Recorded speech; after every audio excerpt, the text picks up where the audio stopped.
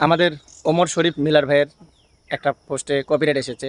তো প্রিয় ভাই অনেক মন খারাপ করে একটা ভিডিও বানিয়েছে যে আমার এই ভিডিওটা মানুষ কপিরাইট দিয়েছে বা আমার ক্ষতি করতে চায়।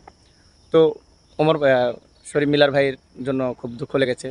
আমারও খারাপ লেগেছে পোস্টটা দেখে যে আসলে তো কপিরাইট দিয়েছে কেন। মানুষ হিসেবে উনি খুবই ভালো। আমাদের শরীফ মিলার ভাই অনেক ভালো মনের একজন মানুষ, সবাইকে বেশ ভালো পরিমাণে ভালোবাসা দেয়, সবার পাশে থাকার চেষ্টা করে। তো এমন ভালো মানুষের পোস্টে আপনারা কপিরাইট দিয়েছেন। এখন বিষয়টা এটা না, বিষয়টা বলতে চাচ্ছিলাম ওখানে অনেকজনই কমেন্ট করেছেন যা খুবই দুঃখজনক।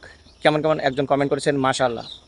তো আমি সবসময় বলেছি, আগেও বলেছি, এখনও বলতেছি, আপনারা সবসময় ভিডিও রিলেটেড মন্তব্য করবেন।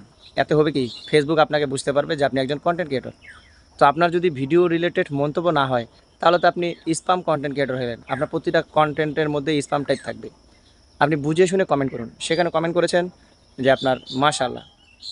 আচ্ছা, ওনার কপিরাইট এসেছে, উনি দুঃখ প্রকাশ করেছে, এখানে মাশাআল্লাহ বলার কী আছে ভাই? বুঝে শুনে আপনারা কমেন্ট করুন। অনেকজনে অনেক কমেন্ট করেছেন, কেউ লিখছে সুবহানাল্লাহ, আলহামদুলিল্লাহ, আবার লিখছে অনেক অনেক শুভকামনা রইল। উনি কপিরাইট খেয়েছে, তো শুভকামনা দিয়ে কী লাভ? ওনার জন্য দুঃখ প্রকাশ করতে হবে। তো ভিডিওটা বানানোর এটাই উদ্দেশ্য।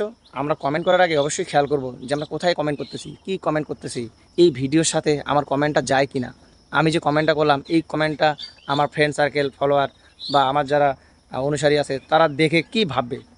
জিনিসগুলো ভাবলেই কিন্তু নিজের কাছেও ভালো লাগে যে আসলে আমরা কী ধরনের ভিডিও বানাই, আমাদের কী ধরনের কমেন্ট করা উচিত, আর কোন কমেন্টগুলো আমাদের ভিডিওর সাথে যায়, এগুলো আমাদের মাথায় রাখতে হবে। একটা পোস্ট পেয়েছেন, সেটা দুঃখের পোস্ট না কিসের পোস্ট বোঝাশোনা নেই, আপনারা সেখানে সুবহানাল্লাহ, আলহামদুলিল্লাহ, মাশাআল্লাহ, সুন্দর, নাইস, কিংবা ভালো, শুভকামনা রইল, এই ধরনের লিখে যান। কিছুটা বুঝে লিখুন কী ধরনের পোস্ট করা হয়েছে, সেই পোস্টটাতে কী বলা হয়েছে, সেই পোস্টটার সাথে আপনার কোন মন্তব্যটা যায়। এভাবে করে বুঝে যদি মন্তব্য করতে পারতেন, অনেক মানুষ হয়তো আপনার সেখানে লাভ রেট দিত, অথবা লাইক রেট দিত, অথবা আপনাকে অনেকজনে ফলো করতো শুধুমাত্র আপনার সুন্দর কমেন্ট দেখে। কিন্তু তা করেননি। আপনি কী করেছেন? যেটাতে স্যাড রিয়েক্ট দেওয়ার কথা, যেটাতে আপনার দুঃখ প্রকাশ করার কথা, সেইখানে আপনি মাশাআল্লাহ লিখে এসেছেন। বুঝে শুনে কমেন্ট করুন ভাই। আমি আসলে এই ভিডিওটা বানিয়েছি ছোট করার জন্য নয়, জাস্ট অন্য কন্টেন্ট ক্রিয়েটরদেরকে বোঝাতে চাচ্ছি, বা আমার যারা ফলোয়ার আছে তাদেরকে বোঝাতে চাচ্ছি। আপনার যার ভিডিওতে কমেন্ট করবেন, যার পোস্টে কমেন্ট করবেন, সেই পোস্টটা কী বিষয়ে সেটা লক্ষ্য করবেন, সেই ভিডিওটা কী বিষয়ে সেটা লক্ষ্য করবেন। তারপর সেখান থেকে বুঝে নিজের মতো করে গুছিয়ে একটু কমেন্ট করবেন। সেই কমেন্টটাতে ফেসবুক বুঝবে আপনি রিলেভেন্ট কমেন্ট করেন। ফেসবুকের গাইডলাইনে লেখা আছে, হ্যাঁ, রিলেভেন্ট কমেন্ট, মানে ওই পোস্টের সাথে যায়, যে পোস্টের সাথে মানে সমঝোতা বা সেই পোস্টের সাথে যায় এমন কমেন্ট করতে হবে। এলোমেলো কমেন্ট করা যাবে না। ভালো থাকবেন, সুস্থ থাকবেন। আর এই কন্টেন্ট ক্রিয়েটর প্ল্যাটফর্মটা সুস্থ রাখার জন্য আপনারা চাইলেই পারেন।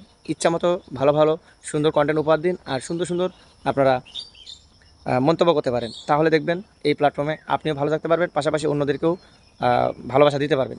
ভালো থাকুন, সুস্থ থাকুন। পারলে ফলো দিয়ে পাশে থাকুন এবং অল নোটিফিকেশন বারে ক্লিক করে রাখুন। আমি কোনো ভিডিও পোস্ট করলে যেন আপনার কাছে নোটিফিকেশন চলে যায়।